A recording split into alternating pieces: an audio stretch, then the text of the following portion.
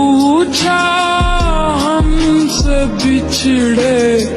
यार का उसको सी ইউএমপি M18 আছে S10 কাছে আর তার সাথে হেল্পিং হ্যান্ড হিসেবে ਮੈਨੂੰ ਕਹਿੰਦੀ ਏ দিস বয় এটা সুন্দর একটা হেডশট ছিল গাইজ এন্ড সুন্দর হেডশট দেখলে সুন্দর রিঅ্যাকশন আসবে আমি নিজেরে কন্ট্রোল করতে পারি না আমার